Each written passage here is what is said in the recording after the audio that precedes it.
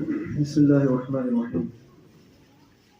Inshallah, if everyone can come forward, inshallah, so I know many of us maybe have some problems with our back, inshallah. So for those people that don't, inshallah, just try and come forward, inshallah. And fill up the gaps, inshallah.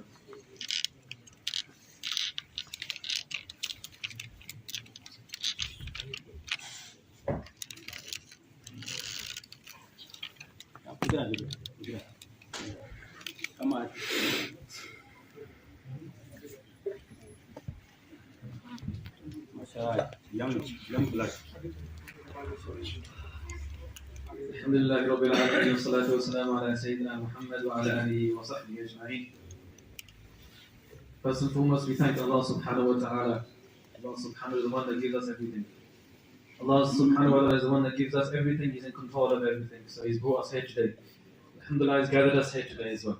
Many of the people around the world do different celebrations on this day.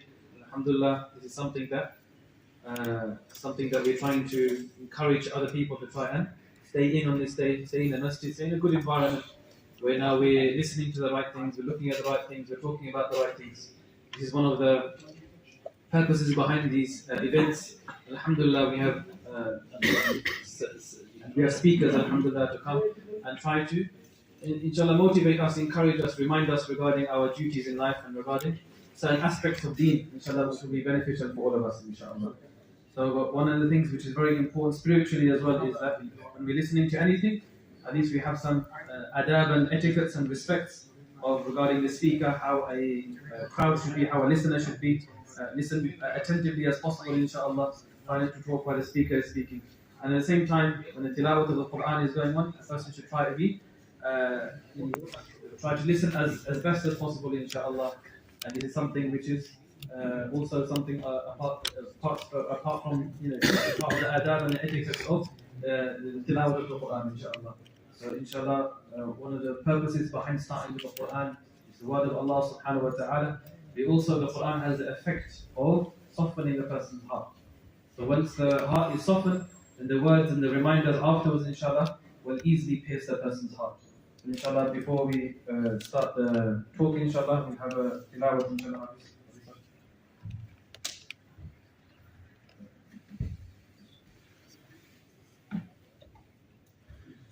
أعوذ بالله من الشيطان الرجيم بسم الله الرحمن الرحيم والتين والزيتون وطور سينين وهذا البلد الأمين لقد خلقنا الإنسان في أحسن تقويم ثم رددناه أسفل سافلين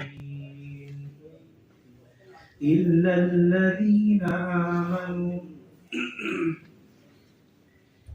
الذين آمنوا وعملوا الصالحات فلهم أجر غير ممنون فما يكذبك بعد بالدين أليس الله بأحكم الحاكمين صدق الله العظيم.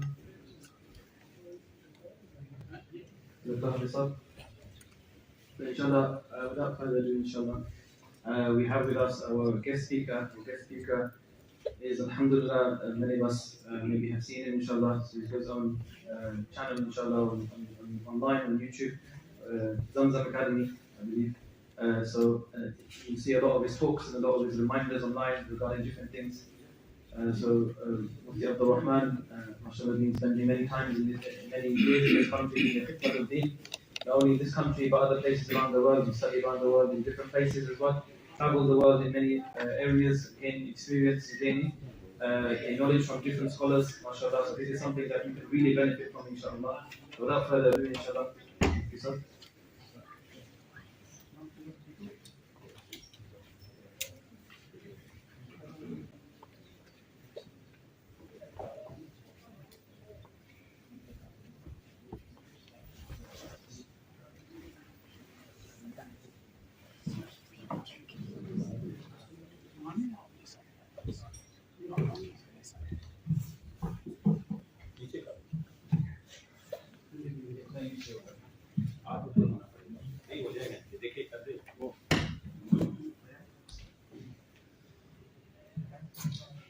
MashaAllah. May Allah subhanahu wa ta'ala reward Arshad Bhai and the whole team of this masjid. Still want to understand where Bilal Masjid, who ye Bilal sahab kaun hai? इतना Bilal Oh, MashaAllah, the bade Bilal sahab. बड़े Bilal MashaAllah. यहाँ कोई ऐसा कोई रिश्तेदारों में हमारे कोई नहीं है nobody is my nearby my son name is Qasim and Umar and Bilal is I saw so many masjids Abu Bakr Siddiq Umar Usman why not Absolutely. That's good. So now we know why it's called Bilal Masjid, from Bilal radiallahu anhu. And there's only one problem today, this evening. This bayan has a competition. There's a competition with this bayan. And it's going to constantly entice you throughout the lecture, which is this, Padani kya pakare, whatever it is, it's... Abhi to aa gaya, there's no way. Oh, mashallah. So anyway, look, this is what I'm going to do. I'm going to start the bayan. I'm going to speak about several different talking points about bringing up children. Right? The idea of this is to give certain guidances, advices, and ideas. But what I really want to do is then I'll stop and I'd like questions from you about your own questions or struggles or challenges or needs. And the reason for that is parenting. Let me just start off there. So that's going to be the format. Alhamdulillah Rabbil Alameen. والصلاة والسلام على سيدنا محمد وعلى آله وصحبه وبارك وسلم تسليما كثيرا إلى يوم الدين. أما بعد. قال الله تبارك وتعالى في القرآن المجيد والفرقان الحميد ولا تهنوا ولا تحزنوا وأنتم الأعلون إن كنتم مؤمنين. وقال تعالى إنما يتقبل الله من المتقين. صدق الله العظيم. So our dear brothers and dear sisters, dear ulama, our dear organizers, Allah Ta'ala be praised for allowing us to be here on this evening. And this is a very, very important topic. So I, about 3 years ago, I wrote a book on marriage. After being married for over 20 years and dealing with people's marriage issues for about 20 years, I thought, let's write a book, because I think after 20 years, I thought I was qualified to write a book about marriage. Now people are saying you need to write a book about bringing up children. So what I'm waiting for, I've got 2 children over 20, but I'm waiting for them to get married and then be settled in marriage for at least 2 years. Then I can say, inshallah, right? Because I think that is the major, our job as parents never ends, but at least one of the major hurdles, one of the biggest hurdles after all the small hurdles to get them to the right age and then to get them married and settled. Then I think a lot of people eventually they eventually breathe a sigh of relief. Uske baad bhi pareshani aa sakti hai. There can still be issues after, but Allah protect us if we've done the right job and we've made the right choice, then inshallah we should have the right thing. So that's what I'm waiting to do, so I can write a book about bringing up children as well. You have to be qualified to write these kind of things. So, just like marriage, bringing up children is very, very, very complicated. It's very difficult for any one person to discuss every single aspect that you could face when bringing up children, because every family has a different dynamic and environment. Some things are found in certain families and other things are not found in certain families. Some families have stable marital relationships and some don't have stable marital relationships. Some have extended families. There's grandparents who are involved, brothers and sisters, uncles and aunts who are involved, and in some cases they're not involved. All of this creates a different challenge. Sometimes we have families that they have a very, very good system in their own house. But their children, they have relatives who have a different ethos in their house. They're our own brothers or sisters' children, our own cousins, but they have a slightly different culture in their homes. They might be more strict, they might be more liberal. Now, it's very difficult to have your children so protected as such, or in just one environment that you can't send them anywhere else because you're scared. I've had so many cases. I don't want to send them to my brother's house or my sister's house. Why? Because they let them play around without control, for example. They're not as strict. That's why it's so challenging, and everybody's situation is different. Everybody's situation is different. That's why I say that we should start praying to Allah subhanahu wa ta'ala from advance, that Ya Allah, always make my surrounding environment of my own place, my own home, my own family, and the people who are closest to me, make that conducive for your love and for your faith. Because if that's not, it becomes a bigger challenge. The reason is that children, when they are born and then they start learning, they're like sponges. They literally just take everything in. Some internalize it, some ignore stuff, others, they internalize and they will say something to you, and others won't say anything, but they will internalize it. They process it in their brain, anything that they see. The way it works is that usually children benefit from three main environments. Children as they grow up. The reason I am what I am, because I took from multiple environments, multiple sources. I'm not only what I learned from my parents. I'm not only what I learned from my teachers. I also learned from my society. I learned from people I visited, I looked at, people I saw. Maybe television and social media. In those days, there was no social media, but now there's social media. Everything I see, this creates a certain imprint, a certain impact, a certain source of knowledge is provided. I learned from neighbors, I learned from people in my community, I learned from the children in the park. I learned from the advertisements that I saw outside. I learned from my school teacher and from my school colleagues, Muslims and non-Muslims. These are all the different places, and there's many, many more. Before there was no social media, now there is. Before, everybody was quite protective over who would come into their house. They would never let a stranger into their house and be alone, with your child alone in a room. But now, many people can't help it. In fact, that's the best way to babysit, and it's for free now. You can allow strangers in your home and they will babysit your children while you can indulge in whatever you want to do. And it's for free. You just need an iPad. You just need a phone. You just need a device. And they can entertain themselves for hours. So we're living in a slightly, in a very, very different world. So before, the main places you would learn from was the house, the home environment. Number two was the school that you went to, Muslim school, non-Muslim school, secular school, whatever school it was. Number three was just everything else outside. That means your neighbors, people in the park, when you go shopping, the various different things that you see there, the advertisements out around, the way people speak and on the roads, and so on. Now you've got a fourth environment, which is the social media, right? Which 50 years ago, 40 years ago, people didn't have. That's created a big difference, a biggest challenge. Out of all of these environments, which is the most important environment, you think? The home. That's the only one you can control. You can't control the society outside.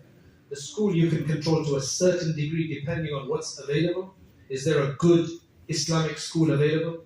Not every Muslim school is a good Islamic school, right? Whether academically or Islamically. There's challenges at every level there is. But that's life. That's life. I'm not trying to paint a picture of such bleakness to create despair. That's life. These are the life. This is not paradise. This is our test.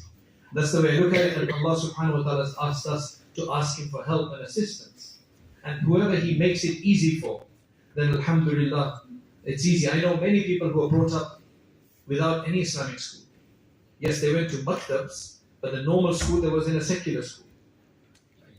And alhamdulillah, they've come out fine. Now that's become a bit more challenging because of the different agendas, the newer agendas of what they want to teach. That is totally against our religion in a number of cases sometimes as well. It just creates another challenge, and it just pushes us to realize that we're going to have to work harder. We've made this country our home. This is our home. We're not made it. I didn't make this country my home. It is my home. Can't help it. I've lived in 4 or 5 other continents for sustained, at least 3 other continents for sustained periods, like several months to a year. In the African continent, in the Asian continent, I've lived there for 2 years, and in the American continent, I've lived there for 8 years. And at the end of the day, what you have to realize is that where you're born is usually your home, and I feel very comfortable here. So this is my home. Some of you made this, if you're an older generation, you made this your home. But this is my home, and this is my home. I mean, that's what it is. Allah put me here, and I need to make it a better place. That's our job. It's easy to run away, but it's not that easy. Where will you go to? Everywhere there's a challenge in this world. So that's why the idea is not to create despair, but just consciousness. I just had a discussion with a group of scholars in Toronto, Canada, just a few days ago. And interestingly, what it is that there's a lot of challenges outside, and we and our children need to create an environment where these challenges are dealt with, and our children and us, we know exactly what to do. That we have our principles. The main thing is principles that we have to hold on to. There's going to be changes that will come about in the world. Many changes have already come. There will be many, many more changes as technology advances. The virtual world is upon us. The meta world is upon us. That's only going to make it more complicated. The graphics are only going to become more graphic. The games are only going to become more so-called realistic. And there's alter egos, there's alter lives, there's alternate lives, and so on. It's only going to get more and more complicated. We need to have principles. Without principles, we can't survive anywhere. And Muslims are people of principles. That's why, if you look at the Islamic political system, just as an example, there's many things like this. Islamic political system, Islam doesn't provide a one model that you must follow in terms of the exact details of how it must be run, of every single department and so on. What Islam does do though, because the Prophet ﷺ, he did not name the next Khalif, the next leader. He did not name him. He gave lots of indications. Gave lots and lots of indications and signs. So the next Khalif was chosen by the outgoing one. So we have that model. Then Umar there, he did something totally different. He left it to 6 people or 7. 6 people, but the 7th person as a tiebreaker to decide among the 6 which one is going to be. He left it among 6 people. So you have multiple models. But what boundaries, guidelines of how the system should work. So you can create whatever model that you want, whether it be a type of a democracy, a type of a monarchy, right? As long as it fulfills the Islamic principles and abides by the laws and limits, it's Islamic. It's Islamic. That's why if you look at the teachings of Islam, it leaves a lot beyond the absolute basic principles and the guidelines and the boundaries. It leaves the rest to your culture, whatever's allowed in them. And what the way we're leading our life, there are fundamental guidances of taqwa and love of Allah and obedience and harams and prohibitions and responsibilities and so on. They must be abided by. Otherwise, after that, you can wear what you want within that guideline. You can live how you want and live your life. And that's what allows it. Pathan home from one place in Pakistan is very different from a home from Punjab background. That's very different from Sindhi. There are similarities. A lot of people think all Pakistanis are the same. That's not true. All Indians are the same. Absolutely not true. Multiple cuisines, multiple languages, multiple ways of doing things. Personality difference. The people in northern India, subcontinent, are very different from the people of the southern subcontinent. They're actually ethnically different. At the top, you've got the Indo-Aryans. And the south, you have the Dravidians. Their nature is different. Some are calmer than our northerners, definitely Gujarat and up. That includes much of Bangladesh and all of Pakistan. We're generally louder. You go down south towards Kerala and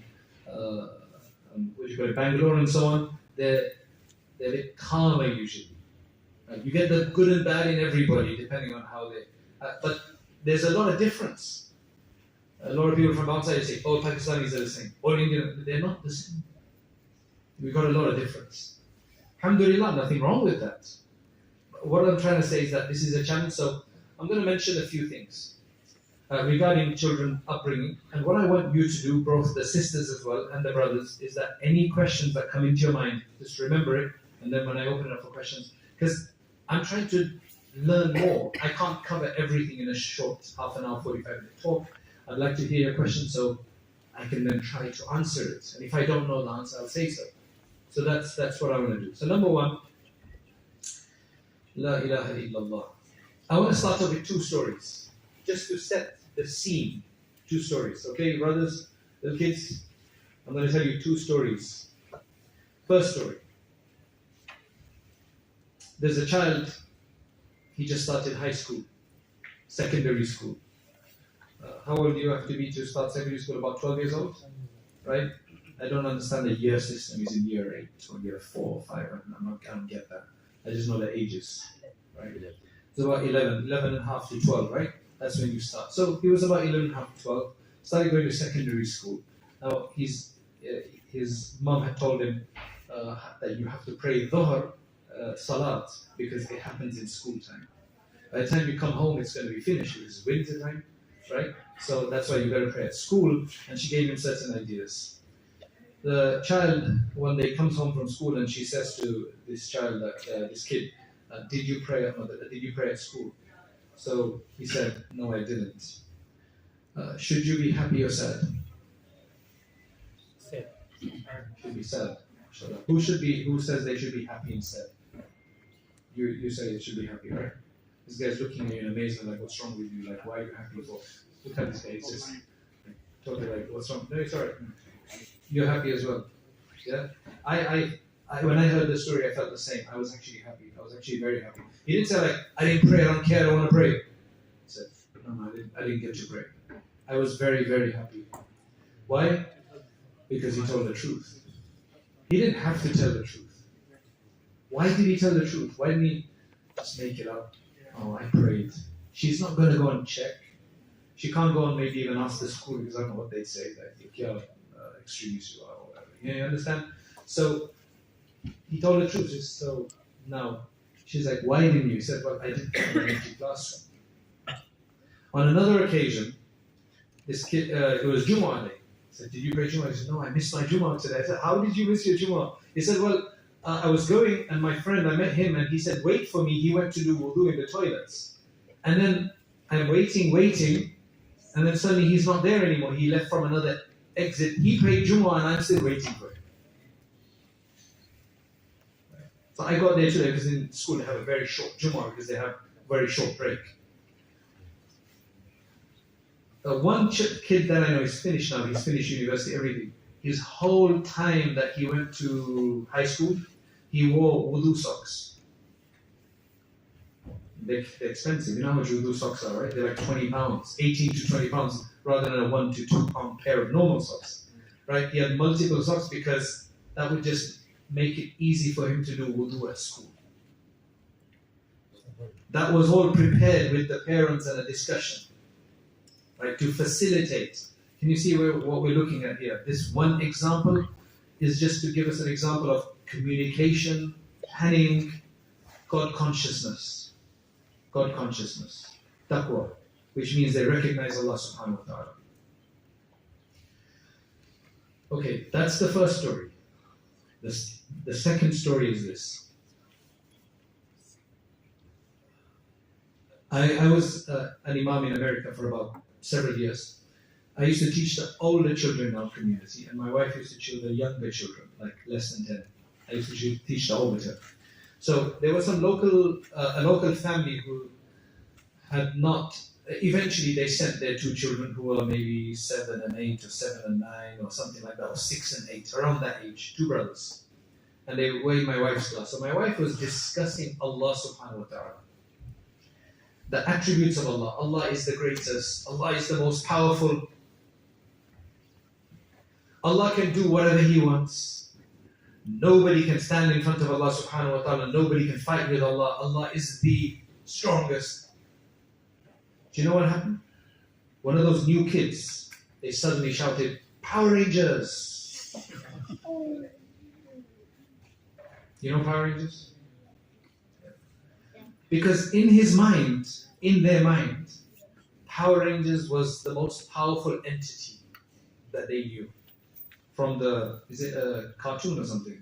And you know, so they've been watching that, so for them, in their mind, the most powerful entity was Power Rangers. So when they heard the description, they just immediately connected to Power Rangers. Would you do that? Would you think of Power Rangers if somebody talked about the greatest and so on? Okay, now let me give you another example. How old were these children? 7 or 8, right? There's another kid who's 4 years old, I think. I think he was about 4 or 5 maximum. He went with his family for the first time to the beach. This was in California. It's a halal beach, right? And you just suddenly see this immense ocean in front of them. This immense, massive ocean, Pacific Ocean. You know, when you go and you just see that huge expanse of water. Nobody asked him anything. He just suddenly said, Allah made this. Why did he say that? He must have just thought, because he'd been taught, you know, he'd been discussing Allah, he'd been taught about Allah. So when he saw, they must have put 2 and 2 together. Nobody can make it. Only Allah can make this. Not Power Rangers, not Grayskull, not Incredible Hulk, not Scooby-Dooby-Doo. Right? Allah subhanahu wa ta'ala. We've been told, I mean, as the Sharia gives us guidelines, the first words to enter into the ears of the baby should be what? The adhan, the full whack, the adhan. That's why I would suggest that if a woman finds herself in hospital, she's just given birth, don't wait for the Malana Sahib to come or for your husband to come. Just do it yourself. It's going to be a while. You want the first words there. In fact, I was so careful that I spoke to the nurses in advance because they had this soft music playing. I said, I've got a bit of a ritual that I want to take care of, and I want you, I'd like to request you that, I don't want any other sound. I don't even want you to tell me it's a boy or girl. I don't want you to say anything because there's some things I need to say first. So I just want you to give the baby to me as soon as it's born, wrap it up and just give it to me, and then there's a certain ceremony I need to do. So mashallah, they played ball with us.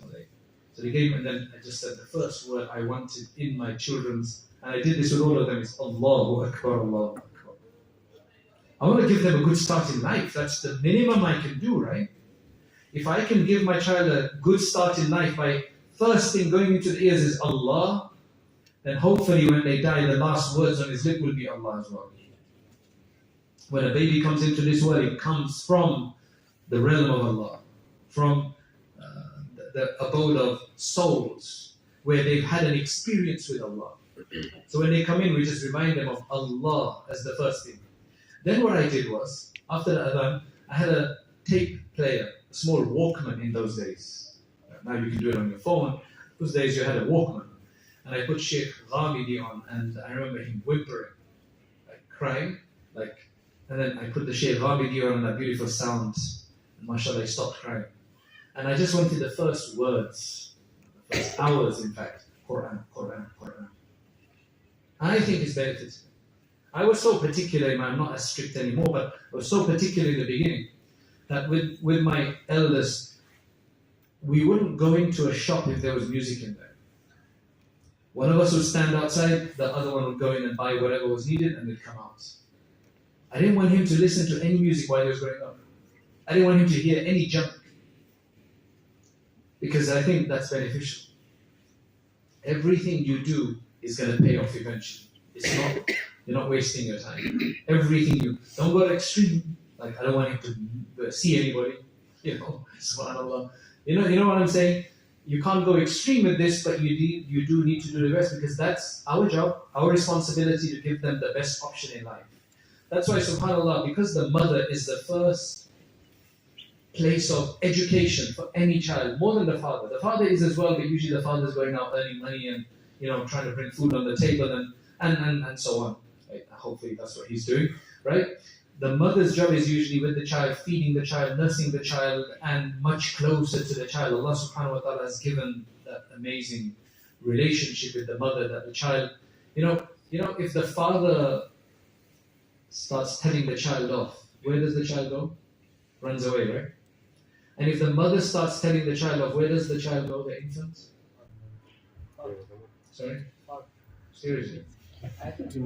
You don't know that, don't answer then. It's not a guessing game. If there's a little 2-year-old kid, right, and the mother shouts at the child, where does that child go? Well, for you, mashallah. Usually goes back to the mother, like hugs the mother even further. Man, her mother's shouting at him and it goes back to the mother. SubhanAllah. And if the father shouts, then they go to the mother. Sometimes it's the opposite, sometimes. Or most of the time it's like this. Right?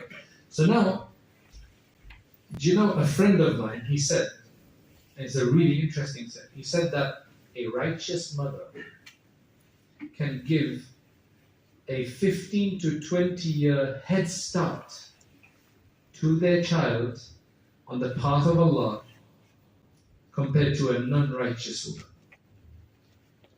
That if the child can have a righteous mother, then they're already set up on the path of Allah. Because the child is going to be under the parents, at least for the first 15 years minimum. And the mother is constantly guiding from the time she is nursing him and feeding him and changing him and putting him to bed and all the rest of it. They're already setting them on the right path. If the mother and father aren't like that, and she might be nursing the child, but she's watching EastEnders. That's finished now, I think. Netflix.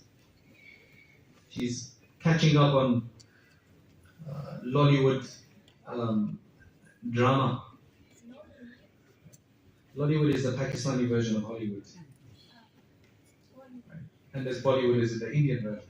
So she's watching drama and drama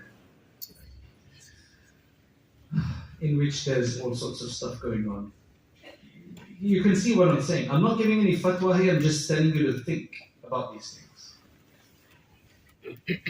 There's a big difference between that.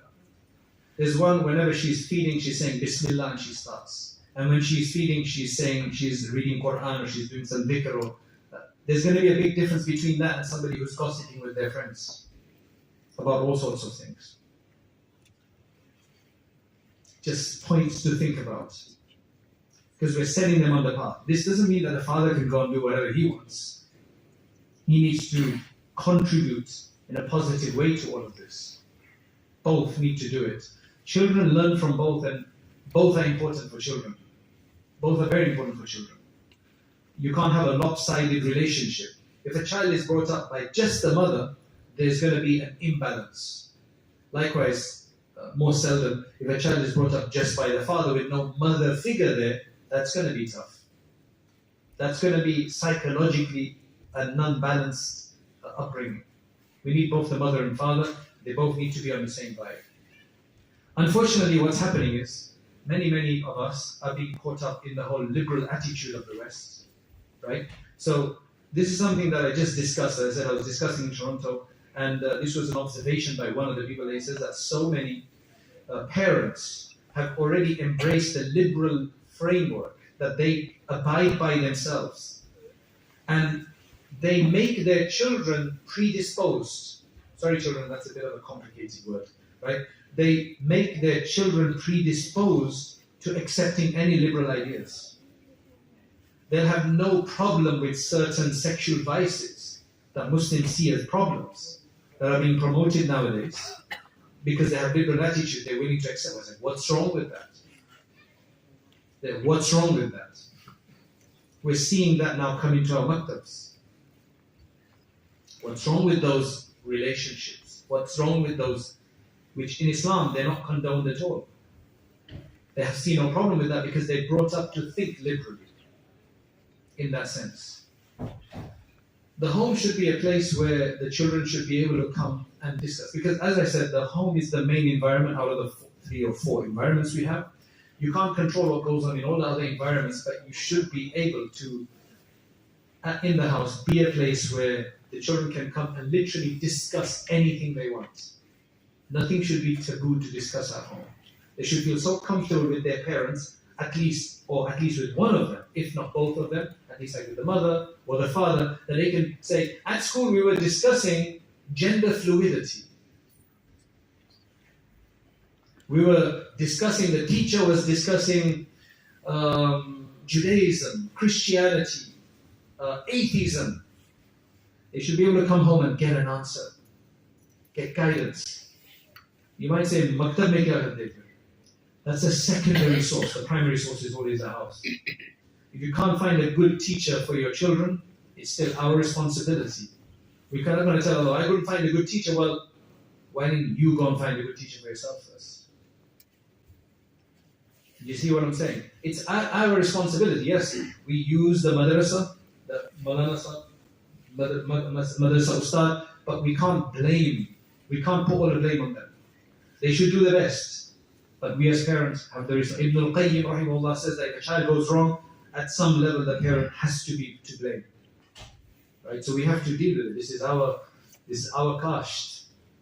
Right? This is our crop that we are told to be responsible for.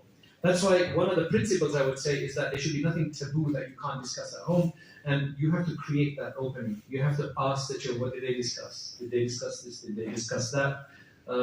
Is there ever a discussion? Do you hear weird things from your friends? What do you think about this? We need to be abreast of this because all of this stuff is discussed. There's some parents who pull their children out of sex education, when they're going to have it in school, so that, there's no inappropriateness. But the problem is, the next day the child knows everything because their friends tell them about it from a second-hand source. So you better discuss this at home, in some level or the other. We can't have it where if you've got brothers and sisters and the sister is not praying or the mother is not praying because she's on her monthly period, right? That you keep telling the children every month that, oh, your mom is sick, that's why she's not praying. Menstruation is health, it's not sickness. It's healthy drive menstruation. What do you say then? You don't have to advertise it. Because remember, if everybody's sitting down, right, and then suddenly it's namaz time, it's prayer time, and the boys go to pray, the father goes to pray, but the mother's not praying. I think, namaz nahi pad rahi, what's wrong with her? Why isn't she praying? Mom, you didn't pray. Children are very smart about these things. Why didn't she pray? Well, the simple thing is that, women, girls, after they reach a certain age, Allah lets them off for like 5, 7, 8, 9 days. Because they go through some bodily changes in their stomach. So that's why they don't have to pray in that time. So that you know. Right? You understand? Simple. I mean, we've never had any boys saying that's discrimination. Why can't boys do that as well? Alhamdulillah, we don't have that discrimination yet. But you see what I'm saying? It's very important. We need our homes to be such that the children feel comfortable to be in the house rather than anywhere else. Yes, they don't mind being in other places, but if I check, children hate being in the house, they'd rather be with their friends somewhere, there's a problem.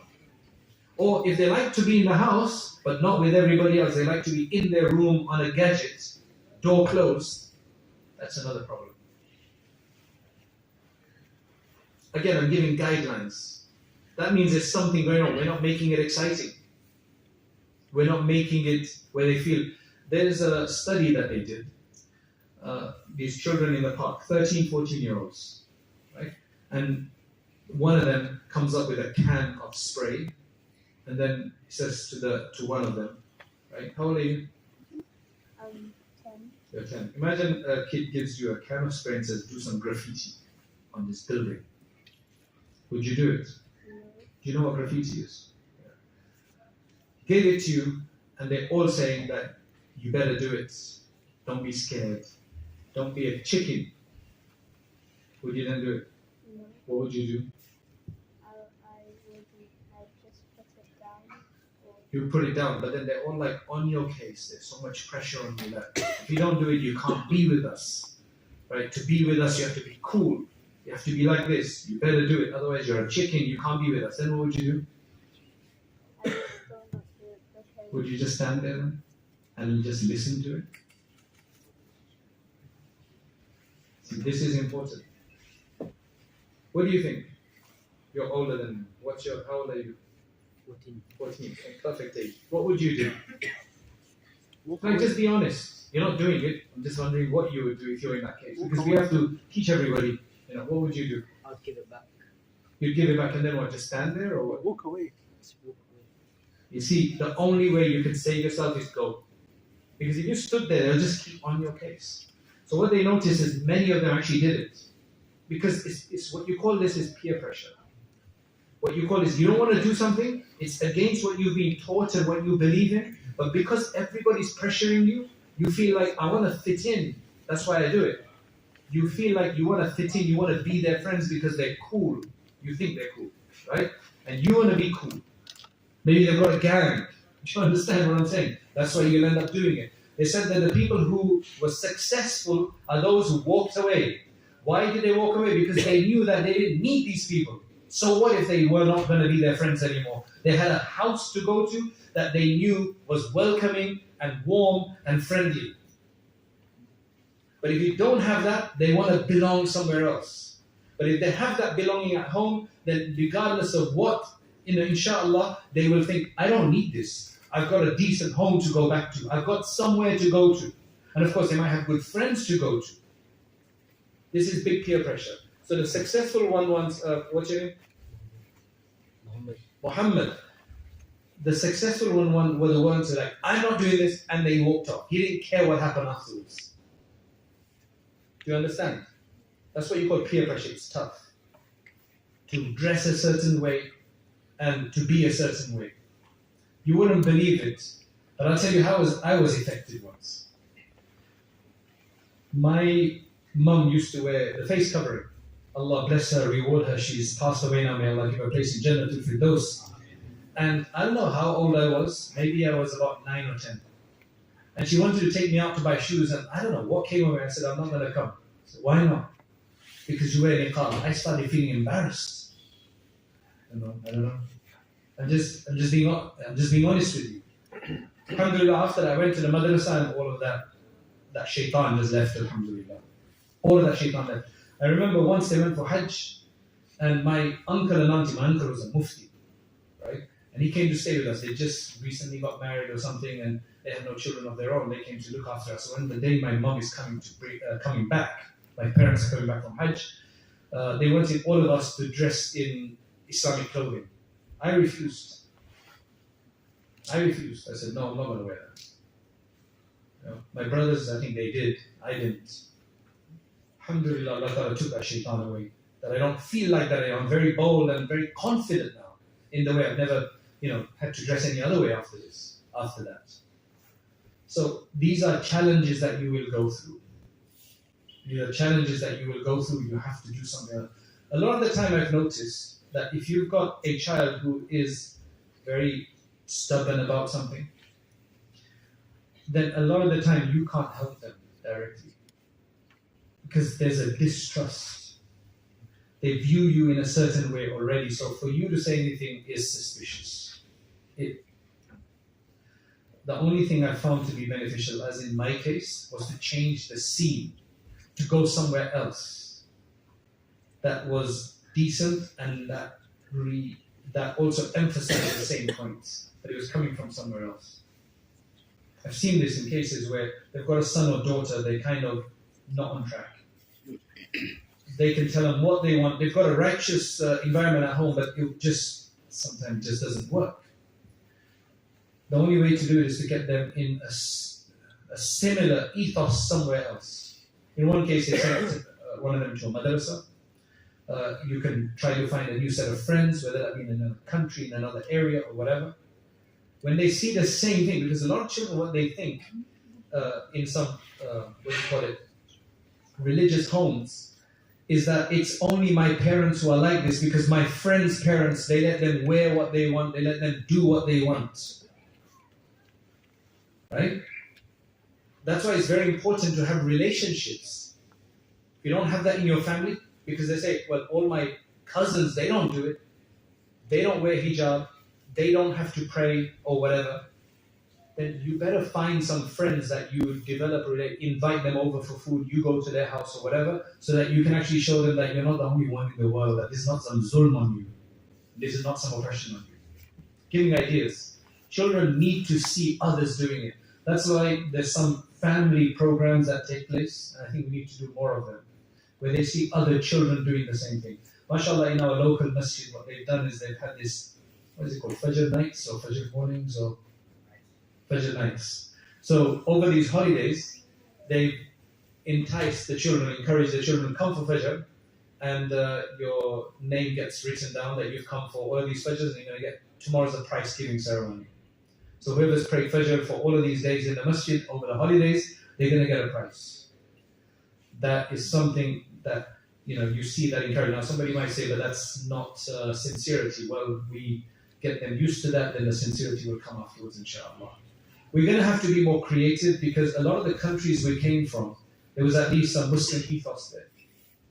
In the air, there was Islam, somewhere or the other. But here, we have to create all of these ideas. So we have to really think a lot for these things. Social media is a big thing. That's why parents are going to have to be knowledgeable about the way social media works. You have to know who your children's friends are. You have to know who your children's friends are, and who they're visiting online, and who they're speaking to online, who they're playing games with. If you want to play Fortnite, you can play with players in other places. You better know who you're playing with, because there's lots of random guys that try to come in, and then there's lots of, it gets really bad. It could, Allah Ta'ala hifazat kare, Allah Ta'ala protect, you could get grooming and things like that. So you have to be aware.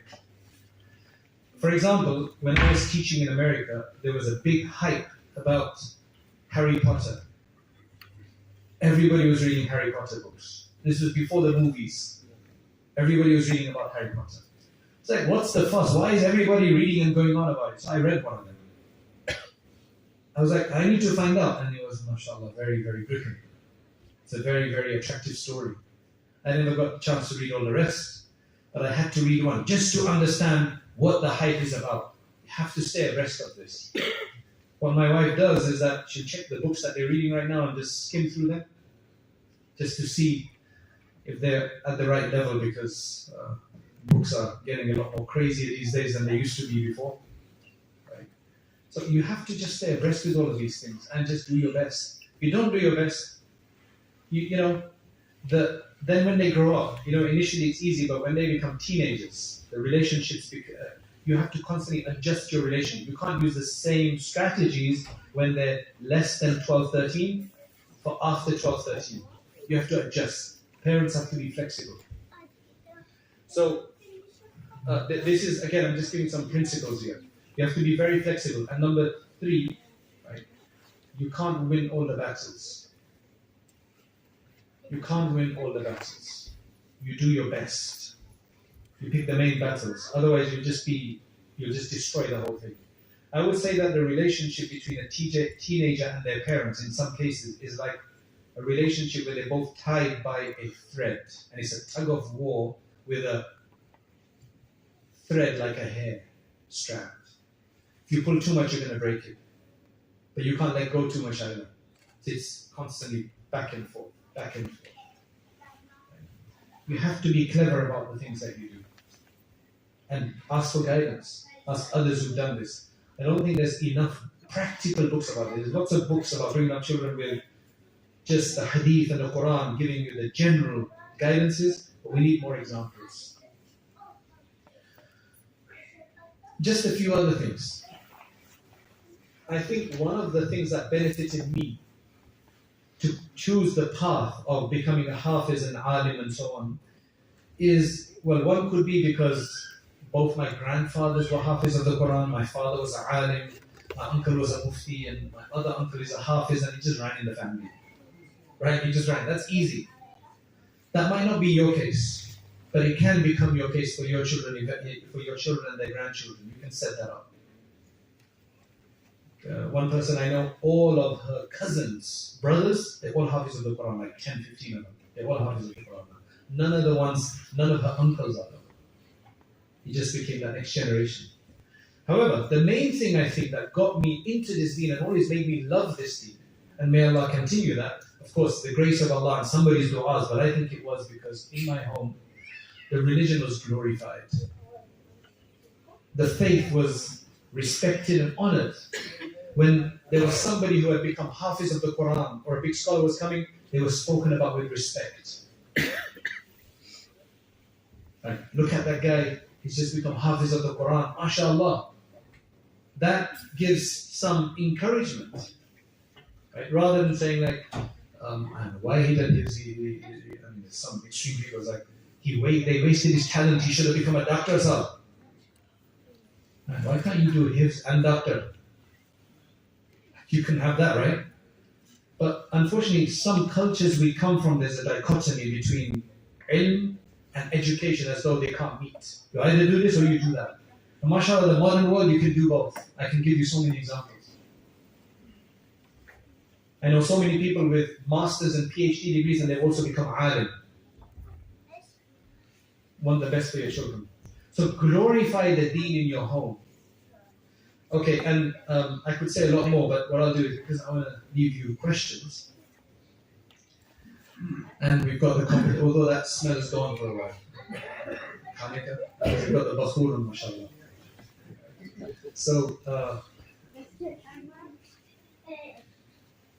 is develop consciousness of Allah subhanahu wa ta'ala in the house. Allah ki baatein khoob karo in the house. What do you mean by that? You know, you're going to have new clothes, you're going to have delicious dishes and food that's going to happen, right? There's going to be other things that will come about. Every time that happens, you start thanking Allah aloud. One is you tell them, dua bro. The other one is, we've had a good meal, man. I'm so thankful to Allah that He gives us this. Now, when somebody hears somebody constantly thanking Allah for the goods that they have, doesn't the respect of Allah grow? You acknowledge that it comes from Allah. You have, for example, there's somebody who gave us some herbal teas, you know those pakka teas. They're really nice there. He gave us. And my son never drinks tea, and then suddenly he just starts drinking, he tasted that cinnamon, there's a cinnamon one in there. I don't know, he got hooked on it. Every day he's having pakka cinnamon tea.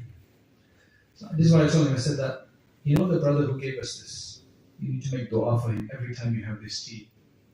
And of course you need to thank Allah, but you need to also make dua for the brother. You have to teach them gratitude. Okay, let me give you an example. What's your name, Mr. Black with orange zip? Imad. Imad. Imad means the pillar. Right? Imad means reliance on the pillar. Right? So you need to be strong. Tell me, do you have a guy in your class who bothers you a lot? Nobody. Do you bother everybody?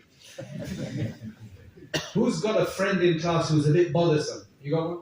Okay, so how are you going to deal with that guy? I would normally just ignore and try to stay away. Right, shall I tell you even a better way? Make dua for him that Allah sort this guy out. Don't make him bothersome. Because otherwise he's going to be in your class for the next 2, 3, 4, 5 years and you're constantly going to have to be on your tiptoes with him. Make dua. Oh Allah, sort this guy out. Oh Allah, sort us out. Make us have a good relationship. Have you ever thought about doing that? Now you do that. And inshallah Allah will accept your dua. It might take a few days or a few weeks, but you're going to get rewarded for your dua. And inshallah if that works, it's great. Likewise, if you have some bad neighbor or whatever, you can keep swearing at them in front of your children and tell them all bad things and do them dua for them. We're going to have to change the way we do things so that our children pick this up. Otherwise, they can't learn this anywhere else. They have to pick it up from us. Unless they're very lucky and they find some really inspirational friend or teacher or something. We need to provide them this thing. Raising the name of Allah in the house. One thing which is really, really important that I found that has benefited us immensely is reading to the children when they're young. From stories of prophets and others. What that does is that it creates a love for books. Because they see the mother or the father reading from a book, and it's a really interesting story before they go to sleep, right? You've got time to think about it, and it's associated to a book. So that when they grow up, until you give them a phone, then you basically mess it with them. But until then, they love reading books. That's what I experienced. And plus those stories at bedtime, young, the stories of the prophets and the Sahaba, they are immensely powerful in conveying to them the right kind of manners and conduct and behavior and personalities and role models. We invested in a lot of books, right? And my wife used to read a lot to them, right, until they're like 6, 7 years or whatever it is, and then they just read for themselves. Right? But that's very, very important to have that relationship. There's lots of other stuff, but I think I've said a lot already. And the most important and enduring relationship, relationship that you may ever enter into is when you bring a child in this world. That relationship is not an optional relationship. Once a child comes, that's it. With a spouse, you can divorce. But a parent-child relationship is what Allah gives you, and if it's good, it's great. If it's bad, try to make it good, or do sabr and get reward for it. And Allah subhanahu wa ta'ala make it easy. Income, jobs, friendships, health, and even marriage may come and go. But your role as parents lasts as long as you live. Your children are always going to be your children, even when you become 70 and they're 50. They're still your children at the end of the day. Right? Parenting is probably the most profound responsibility any adult can ever take on. That's the most difficult responsibility because it's constantly changing. The subject of your relationship constantly changes. When they become teenagers, it's a different relationship. When they become young adults, it's a different relationship. Your responsibility changes. So when they become 17, when they become 18, 19, 20, you have to get them ready for marriage now. We're not talking about that right now, but basic. We may teach the girls to cook and clean, right? And a lot of the time, the guys, the boys, they get scot-free. They don't get taught anything. They just get taught how to make money. What we need to teach them is how to pay bills, how to do small handiwork in the house. This is stuff they're going to have to do when they get married. How to maybe look at how to fix a tap, at least watch, or who to call when you do that, and stuff like that. How to do shopping. Otherwise they get married, they don't know what they're doing. And then they're blaming each other, totally clueless. Because the parents did not teach them what they needed to do. So the responsibility keeps changing. And then after that, when they get married, you need to teach them the realities of marriage. Who else is going to teach them otherwise? They're going to watch movies and figure it out. Or figure the wrong thing out. There's lots to do. May Allah subhanahu wa ta'ala make it easy. And let me stop here so that I can take some questions, inshallah. Allah ta'ala make it easy.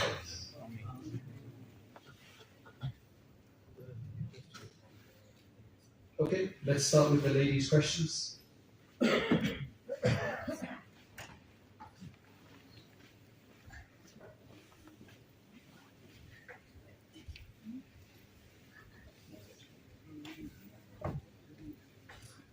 Bismillah. Sheikh, what advice would you give to those working parents that don't have as much time and energy to spend on children as stay-at-home parents? I would say that, really honestly, look at your income, look at your lifestyle and your needs, readjust it so that you don't both have to work crazy hours like you do. Let the mother stay at home and look after the children. They need you that's your biggest responsibility. If that means downsizing, if that means having less expensive items,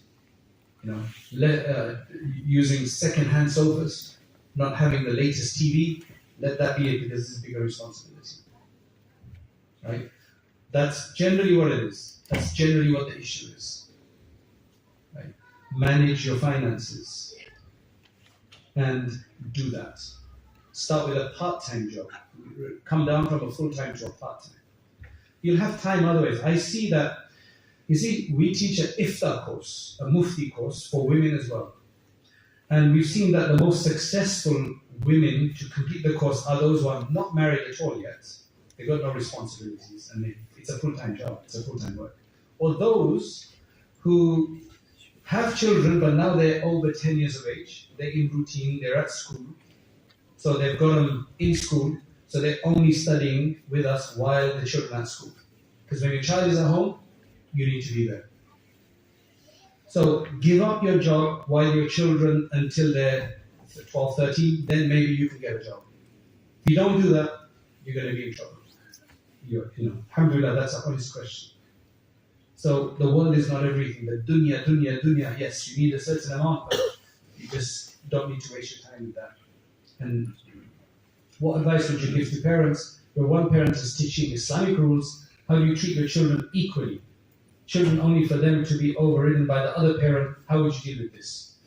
That is very complicated. That's why I didn't want to talk about marriage, but when you need to have the right partner, because this is a future relationship for the rest of your life. Marriage. You need to be on the same wavelength. Otherwise, it's going to be each partner undermining the other. The children are going to then get confused. They're going to become unstable in that regard, or worse still, they'll start using one parent over the other. And that just gets worse and worse. You really need to get counseling sooner than later in your own relationship. This is sometimes the problem is that a guy finds a wife or a wife finds a husband, and they're both very, you could say, not very religious, so that's what they look for. I want the best model in town. And then they get married, and then one of them becomes religious. And then they want the other to become religious as fast, and it doesn't work that way always. So you have to strategize for the best possible ability, the best possible way for both parents to come on the same platform and agree on certain things. Have a negotiation. Get somebody to counsel you. Sort that relationship out. Otherwise, it's going to give lots of problems to your children. Allah make it easy. I'm giving short answers, right? Number 3, how do we explain to your spouse that Islamic values should take precedence over culture? I think the same thing that I said above. Same thing that I said. They should be listening to this talk, for example. They should maybe listen, because you telling them, and if they're sick of you telling them, have somebody else tell them. But you better do something about it. What advice would you give to parents of teenage girls that face peer pressure to use phones and social media apps, as most children are talking about what happens on this app? And those parents whose children spend a lot of time on their phone using social media apps, how can we restrict them, and what is a good explanation to them? You have to start this from beforehand so that they know that when they get social media, it's not the harms. What I've done before is there's YouTube videos and written research on the harms of social media, the addictions of it, withdrawal symptoms. So if they don't want to listen to you, I say, look, read this. Watch this video of how these video games work.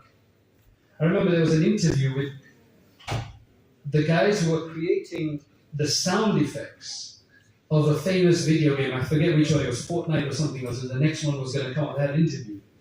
And they were showing how they go through so much testing and studies with the human mind to see how the exact sound effects and music will keep you on the balls of your feet, will keep you active, not make you bored, not make you weary and tired, and keep you active, to keep you into it. There's a lot of psychology that goes into it.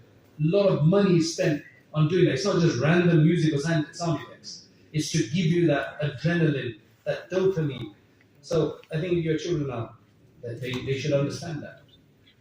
We've explained to them how some of the big guys like your Bill Gates and others, these big social media guys who created this, they don't let their children play on it. But you see, you telling them more, you let them read this, let them watch a documentary, and hopefully that will help them and affect them in that right way. And we could maybe masjids try to create more forums in which they can come and discuss these things and they can impart these things. How do you treat your children equally? You just treat them equally. Like, just don't treat them unfairly. How do I answer that question? When you give a general question like that, I can't answer because I don't know what do you mean by equally. Like, just be equal, like what's wrong with you? I don't mean to be bad about this. What I'm saying is that when you have a question like this, then give some more detail, like what do you mean equal in what? So please rewrite your answer in more detail so I understand what you're talking about. Otherwise, I can't do justice to the answer. All I can say is don't be unfair. I give you one hadith. Prophet ﷺ, there's one guy. He had some children from one wife, I think, and other children from another wife. So that one wife wanted that child to be given a very specific gift. So after they gave the gift, she said to the husband, I want you to go to the Prophet ﷺ and make him witness to this gift. बाद में कोई problem ना करा करे, maybe. So the poor man, he came to the Prophet ﷺ, he said, I've given this child of mine this gift. I want you to bear witness. Now Prophet ﷺ probably figured it out, यहाँ कुछ दाल में काला है. There's some garbage, there's some problem.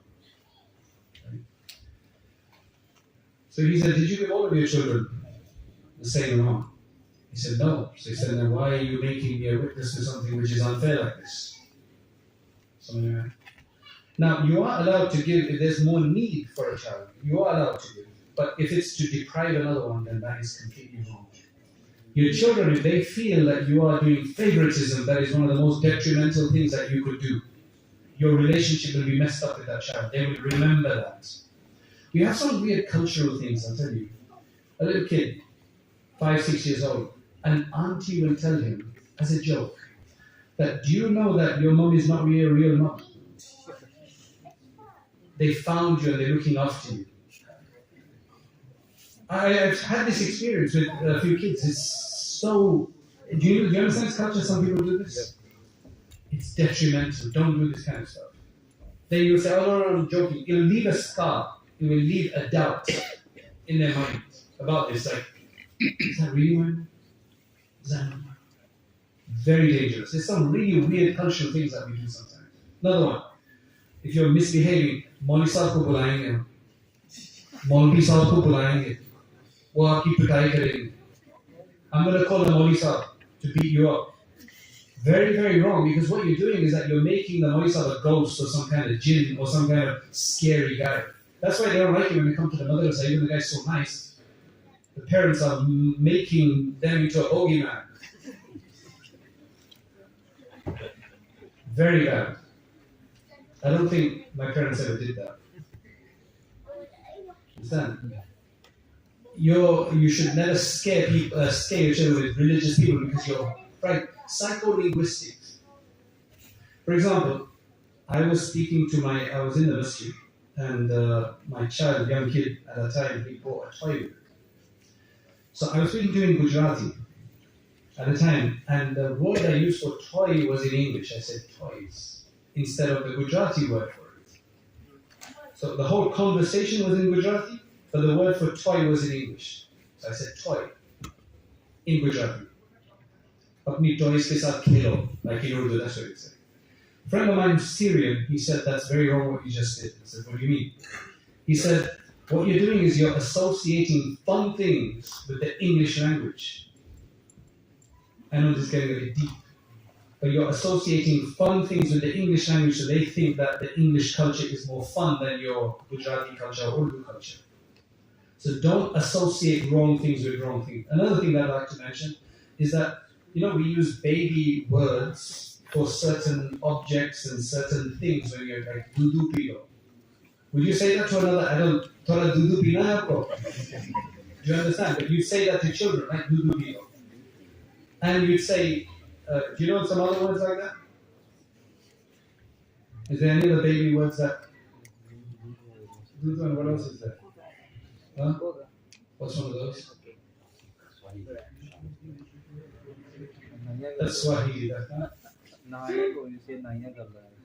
Okay, so you use that, that's fine at a young age. We stop very soon. How long are you going to do this? Is it around 10, 12, 15? You're still calling it dudu? Like, come on, let your children grow up. Don't keep them babies. And that's very important. Don't mollycoddle them. Let them live in a way that they can sustain themselves. There's 2 families. Their fathers are brothers and the mothers are sisters. You should understand, their fathers are brothers and the mothers are sisters. The one family, they used to let their children go out with a controlled environment, let them go out on their own. The other one didn't. Too protective. Mollycoddle was something to take them everywhere and, not let them learn how to live on their own. And just a big difference in the way they were brought up afterwards. You have to give them some kind of independence and adulthood and responsibility. Very important. Don't bring them up as though they're princes and princesses. You understand? Like you just constantly tell them, you're a princess, it's big harm. But you're a prince. Because they might start actually thinking they are. But they've got no kingdom. They've got no throne to look for. That they're going to have a rude awakening. Understand? Okay, how do you treat your children? Okay, dealing with teenage girls' attitude, rudeness, it's tough. Because there's so much social pressure, they learn it from others.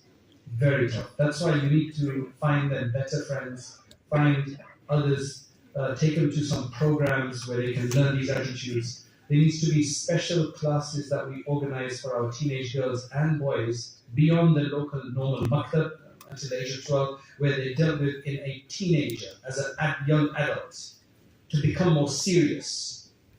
Do you know that 1/4 of teenagers, especially the girls, they have mental health issues. They're suffering from mental health issues.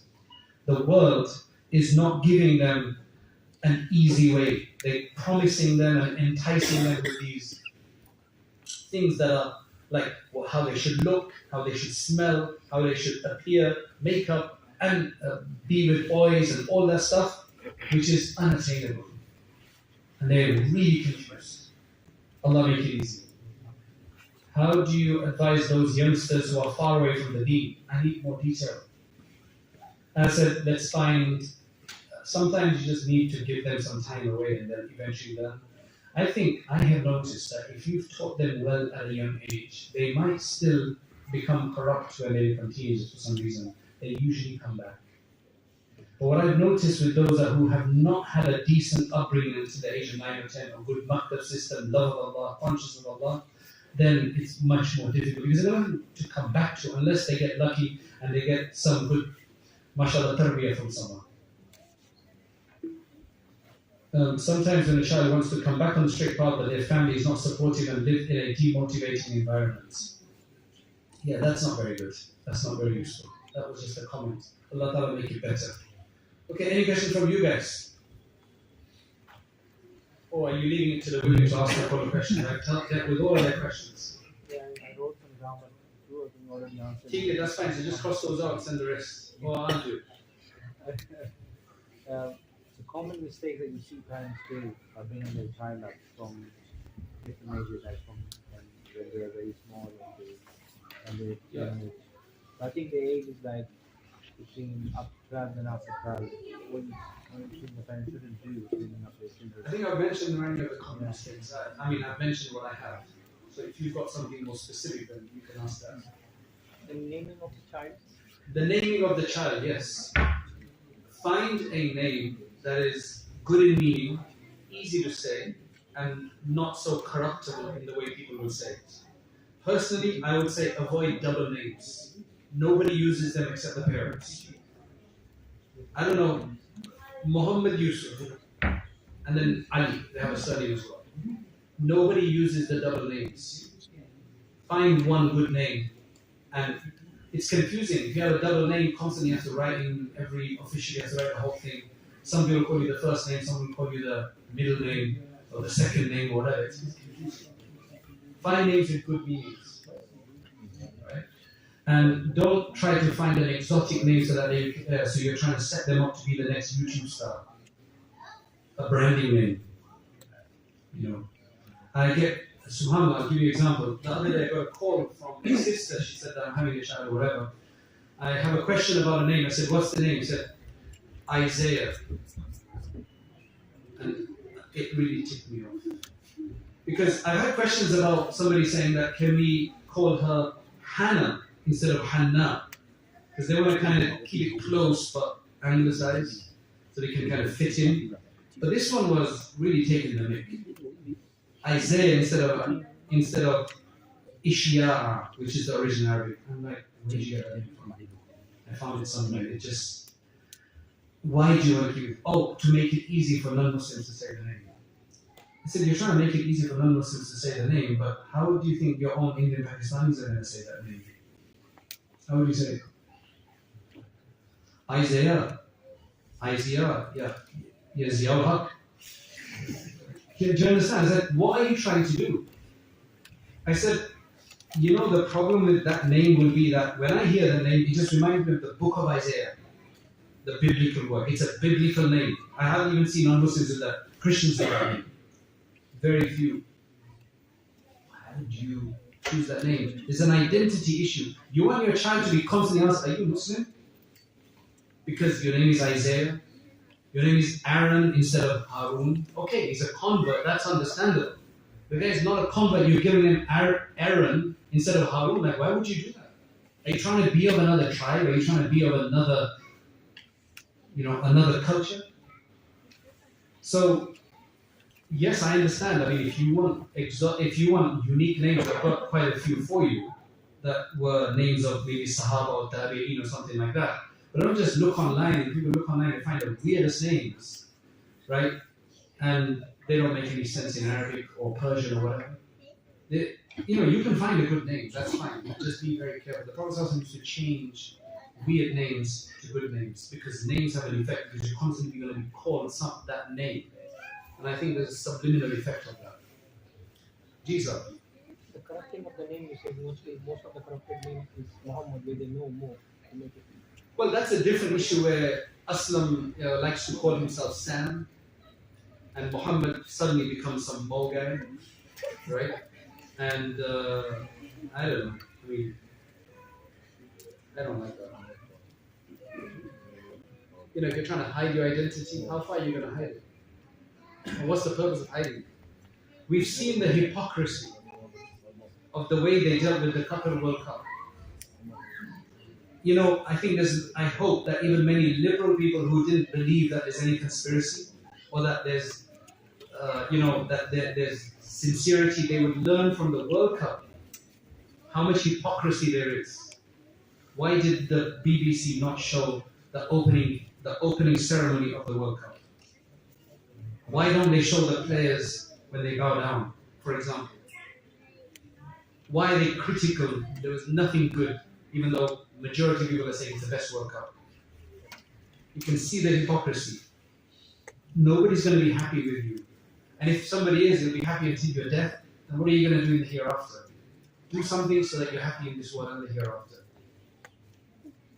Jisa, next question. Arshad sir, whenever it's time, isko band kar do, khana le aao. Right? So I'm just on. आपके हुक्म के तार मैं चाहता हूँ ladies भी वो question नहीं उन्होंने तो पहले कोई 10-12 क्वेश्चन 20 क्वेश्चन भूल लिया आप ऐसे बोलो इसमें बोलो आगे आ जाओ किसी का क्वेश्चन है तो आगे आप ठीक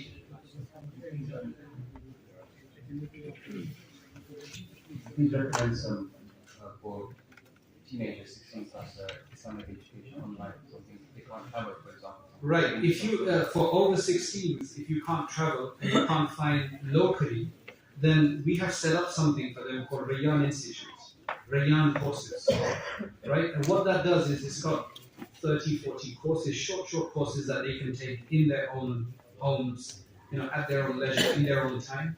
There's like a certification process as well. There's one called the Islamic Essentials Program. Because once we do Makkah, but now we want to learn the same things from an adult perspective while we're adults. So Rehman courses, Islamic Essentials Certificate, and then they've got others. You can take that, and that's what I would suggest. Any question, come brother. आजो इधर आजो अभी तो आप young हो बोलो So I want to ask you advice. Our girl's 8 years old and we're looking at a secondary education. So she's currently under a private girls' school. We're looking at a grammar school, obviously, which will be free education. But if she doesn't get into a school into a girls' school, then would you advise us to continue with the private route, even if we both have to work to try and sustain that? We've got 3 girls, so in the future, we may have to pay for all 3. That's a very, very difficult question because inshallah you'll get in, but if you don't, then what you need is a girls' Islamic school in the area. So rather than just focus on your own, get other decent parents who are also in this same dilemma. And where there's a demand, there will be a need, there will be a supply. And that's what I would suggest, that you go in that direction. Contact Olive School, the whole Olive School, Star Academies, whatever it is, see if they can cater for your area, show a need, and do something bigger so that it helps more people than yourself. Right? I hope I've answered your question, Mr. Sumner. MashaAllah, Alhamdulillah, brother, I want to share this same thing. 25 years ago, I have 4 children, and I put my first daughter in Islamic school. I'm not placing or anybody Islamic schools, or they're not paying to pay something. But brother, I put my daughter to Islamic school, Yusuf Islam, taxi when I used to be single. And wallahi brother, Alhamdulillah, then my second son is go, my third daughter go. Is benefit. And in this masjid, I say 2-3 my friends use this school is good. And Alhamdulillah, they put their children as well.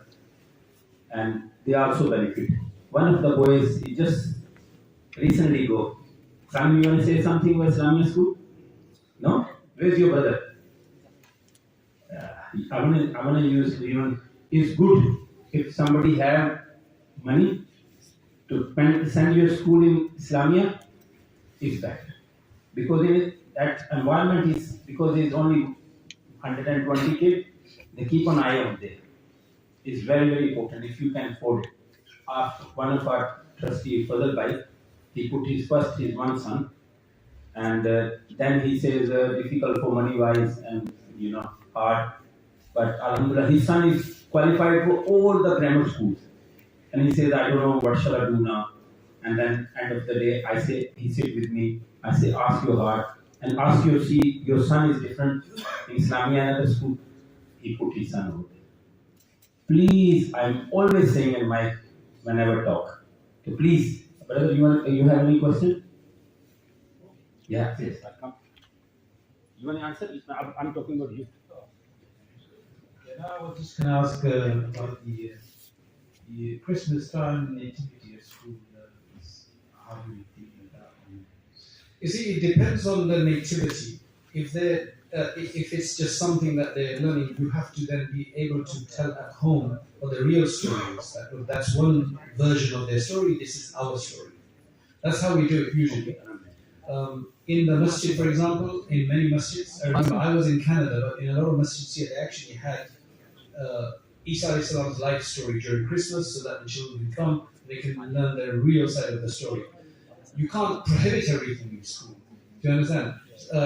And at the end of the day, you need to understand what the Christian perspective is. So they learn the Christian perspective. We come and we, tell them the Islamic perspective of this. We've got a lecture online on Zamzam Academy about the story of Isa alayhi salam anyway. Maybe they can listen to that as well. One more question. I'm one of school. I'm a governor. Yeah. And do you guys have an Islamic school here? I mean, no. Is that an idea? Do you guys have? We want to, but this question is, they take our children, young children, year 1, year 2, 3, up to 7. They take to one. Remember, they take to in church places, and also the we have a very big temple. They take there all the statues there, all the things there. The one of the parents, they're saying, I don't want to my son. And because I'm a Muslim in school, I'm governor of school, they're saying you matter this. You want to highlight? I think you can't be forced to go anywhere. The parents have to agree for them to go. So if you think that it's not appropriate for them, you can just pull your children out of school for that.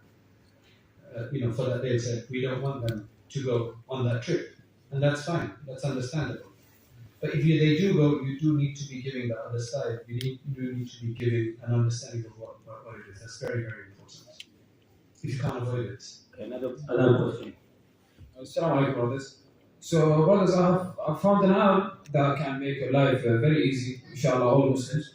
An app where you can scan products and check if they are halal, haram, or mashkur, which can tells you the products. Tells you everything about the products by scanning them, and can tell you if the product halal, haram. I've been checking my product at home. There was a lot of product I thought was halal, but at the end there was some were haram, and then I just checked them right. So the app is called Find Halal Food, which you can find on the App Store. Yeah, you can download it from the App Store, and you can just check the product by the barcode. You can just scan it, and then it can tell you if it's halal, haram, or mashhur, which can be very helpful for Muslims. So the app is called Find the Halal Food, inshallah. After the program, they can come to you. Okay, anybody, any question, brother? Just a good question. Yeah, my son, he goes to a Church of England school, so I've been to some of their assemblies and events, and they obviously talk about, like, you know, Jesus and do their biblical praise and whatnot. So just like I always get a little bit edgy with that, you know, not in a bad way, but you know, so how do we deal with that as parents, and then what should we be teaching him a bit more of as well? Well, then you need to really, I mean, if you're forced to be in that school, because that wouldn't be your first choice, I guess, right? We probably have to have a conversation later about that. But the thing is that you definitely need to have a good grounding on Islam, because otherwise, what is a secular idea? A secular school where they don't really push any particular religion. They actually push a secular religion, to be honest. So it's not, no school is. That's why, regardless of which school you're in, except that in the secular, they don't know that they're pushing a religion. It's an ideology. You just need to go back to the house and have a very, very firm understanding there, and everything needs to be discussed. If you can send him to somewhere that you can avoid that, that would be even better, to be honest. But the home and then the madrasa needs to be such that you can filter all of that stuff through and know the proper, because ideology is something that the first time you hear it, and that's the only thing you know. You don't know anything else, and you internalize that. And that could be very dangerous eventually. So that's why you always need to know what the proper Islamic understanding is of something. Anybody have any question? Just following on the question, like we have like a limited option around this area where you have a Church of England school and as you said, secular school where they got their own agenda, like homosexuality in other bits. So do you see any difference between those two schools? There's a good and bad in both. That's the thing. But that's why I said you probably need to have your own school. You need to be focused on that, because if that's the only options you have, you do the best. Keep the filter on at home all the time, regardless of which one you go to. In some aspects, this is better. In some aspects, I would say that one is better. Inshallah. But even many religious people, they've also acquiesced to the same problems of secular schools. There's a curriculum that they have to teach, and they're not all very strict. Okay, anybody? We have only 3 questions. We want to take them. We want to inshallah back. Yes, brother. I'd like to mention that a lot of things that we taught nowadays, like homosexuality and this pride things going on. I mean, what do you tell your children? How do they they normally ask you that do you accept it or not? Why does it? What do you tell your children that? Well, we don't ask this question. The simple thing is that my children know that in Islam it's not allowed, and it's wrong, and it's not what any of the prophets or anybody else. It's not what any of the prophets. It's not what the Sahaba, and it's against our religion. That doesn't. But we also mentioned that we don't want you going to school and shouting haram, or shouting and abusing somebody because of that, because that's just going to get you in trouble for no reason. We live in a country where that's there, but you have to be very careful. You need to know what's right? Because you have to teach them how to live, because this is becoming a reality. 50, 60 years ago, people did not live in marriageless relationships. When that started, that was difficult. Do you understand? Allah make it easy for us to maintain our principles. We got one of boys who been both of school, Muslim and normal school, English school. He can highlight young boy from. You been to both of school. What's the difference? Yes, brother. I think the teachers, people I knew, all the teachers are Muslim, so you have that sort of environment. That's in an Islamic school? Yeah. Okay, good. And another school? Other schools is different because there's not that many teachers, and so basically do what you want without getting the right advice. What you could give message to the parents to send your school to? I think if you have the money, it's really beneficial for your children to be in that environment from early on. इसका question था एक. Yeah, go on. What's the question? Do you think children should be exposed to TV and technology from early on? And if they are, how that affect them in the long run? Yeah, I would think that children should not be exposed as far as possible, but eventually you do have to expose them so that they can understand how to deal with it, right? So I give you an example. If there's a girl, parents did not give her a phone, 12 years old, 13 years old, 14 years old, 15 years old. By the age of 16, they discover she's got one now, that she's hiding. They figured it out, they figured it. Eventually, after 2-3 months, they found it. When confronted, this was the reality. The reality was that all her friends had one. She was the only one left out. So she got really out of place. Some people can deal with that. Some people can't deal with that. So it's better if that is the case that you actually let them have a phone, but then you teach them how to deal with that phone. You have access to that phone. You check it once in a while. There's some parental guidance. So for example, on computers, you can have parental locks and things that they can play certain games. They can only visit certain websites. Other things are blocked. You just have to be in the know-how about these things. Right? Was that a question? Yeah. And you have any question? Yeah. So you do need to get them exposed to something, but the later the better, because most of it is a waste of time.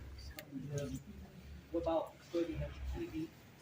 Exposing them to TV while they're at toilets and stuff. How would that affect them? It depends. I've had kids that literally they sound like Scooby-Dooby-Doo because they used to watch too much of it. Right? I don't like that. Do you understand? So I think a few innocent cartoons, but not even the cartoons are getting very corrupt. So a few innocent things like that could be okay. Now, I mean, I'm not promoting this, but now there are options, these Turkish dramas that are very religious-based. They're better options than all the other stuff that you can do. If you are going to watch something, you'd rather watch that than anything else, like your Usman and Abdur and all of this kind of stuff. Right? Because they're a lot better. They're not perfect, they're not 100%, kosher, proper, whatever, but they're much better than other stuff. Yeah, because ayat says, Azifatil Azifa. What does Azifatil Azifa? Azifatil Azifa, what's after that? I don't have that hadith. Ta'jabun. Okay, so let me get you the exact definition of that. I don't think it's related to our discussion, is it? But you're curious, so I'll find that. Are there any more questions after this? Only one question we want to take. We want to take for our father. Yeah, Anybody, any two questions from the lady side? If you're thinking they want to have in mind 1 or 2 questions from the ladies. Okay, let me just quickly, Azifatil Azifa. Allah subhanahu wa ta'ala in the Quran uses multiple words for the day of judgment, like the last day. For example, al-haqqa, al-qari'ah. And Azifatil Azifa literally means the same thing, that the day of judgment has come. Has arrived. The day of judgment. So the final moment, the Daratil Qiyamah, essentially. You understand right? Yeah. So Daratil Qiyamah, essentially, that's what it means. So Imam Qurtubi says, أي قربت الساعة ودنت القيامة وسماها آزفة لقرب قيامها عنده. Yes, brother. The last question. This is a very special question. Please listen to it. I just wanted to ask things like obviously you want them to have a good connection with you, you want them to be friends with you, but also there has to be some sort of control that you should be the one that guides them. But then you also don't want to become distant. How do you? Okay, so the question that you asked, that you want to be friends with them, but you also want to kind of keep the discipline. I think I know where that's coming from. There's a lot of people, they say that the father should be like a friend to them. I've never agreed with that. I've never agreed with that idea that you need to be friends with them. How can you be friends with your kids? And what does that even mean? Is that what you're referring to? That some people say you need to be friends with them. I don't get that. You're just a decent father. You're involved in their life. You are there for them. You care for them. You're compassionate for them. They can trust you. They can rely on you. But they also know that they don't want to get on the wrong side of you. So you shouldn't be just sold. A father, they say that be like a friend, which means don't be like a father. That means like a father is scary, but be like a friend. It just is weird idea. I don't know where they come from, where they come up with this idea from. If they just means that you need to be open with them as a father has multiple roles, very flexible roles. You have to be their teacher. You have to be their discipliner. You have to be the one that they can come to for whatever they want. They can rely on you. Your assistant. You're helping them. You're guiding them. Everything. So just be cool with them. Just be easygoing with them. But be firm where you need to be firm. They should be scared of you, but they should also love you in that discipline. Just need to do it with compassion. Your strictness needs to be with compassion and with love for them and not selfishness, so that you're worried about something else. I hope that helps. I think we're getting to the same end, but we're not. People are confused. How do I make a friend with them? You can't be a friend. You're not a friend. Jazakallah, brother, youngsters and parents and Alhamdulillah, ladies there as well. Appreciate Alhamdulillah people watching on YouTube live as well. Alhamdulillah. And Jazakallah for you guys, thank you. We have one program tomorrow is for the youngster as well. One of the young, he's only 22, 25, something wrong. Young boy, Maulana Haris, he's coming from Hayes. And we want Australia also in this program. This program benefit us. Last you want to say something?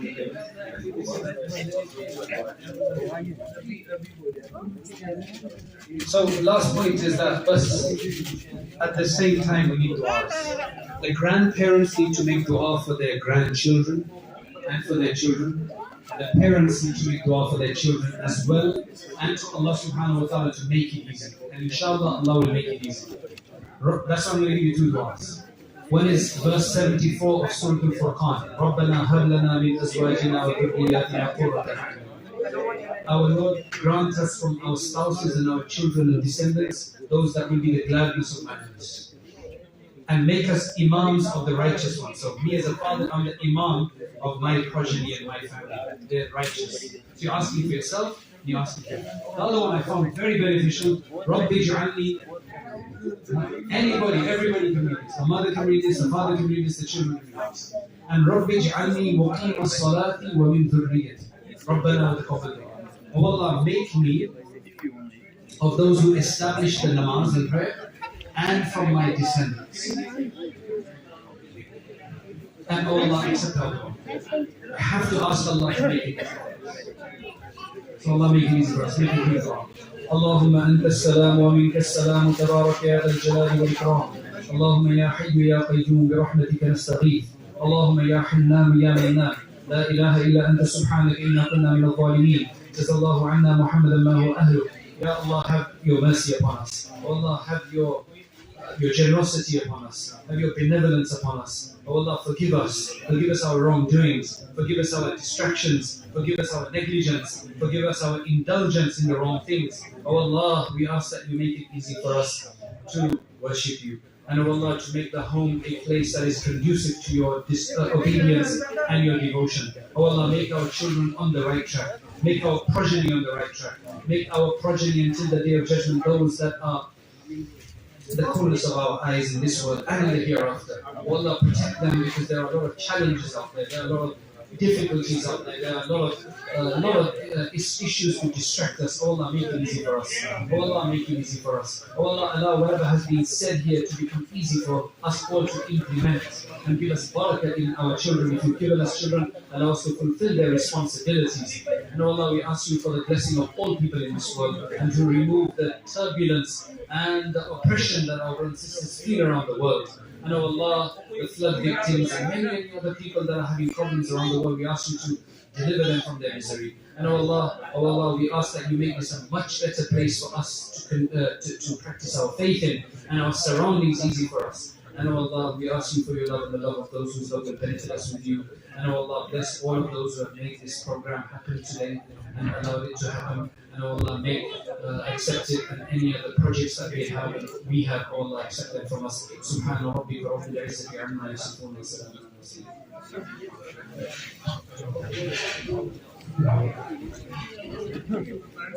Going down, everybody, youngsters. Sit down and start keep it like as clean as possible at the same time. Inshallah, just one last reminder regarding tomorrow's program. It is regarding from the youth. So inshallah, 6 o'clock after Isha, tomorrow there will be a youth program. The youth program is to do from the side of the youth and what challenges they're facing. So again, please send your children, teenagers and above, inshallah, for that program tomorrow, inshallah. So that will be tomorrow after Isha at 6 o'clock. We'll have a secondary program from the side of children. Jazakallah khair.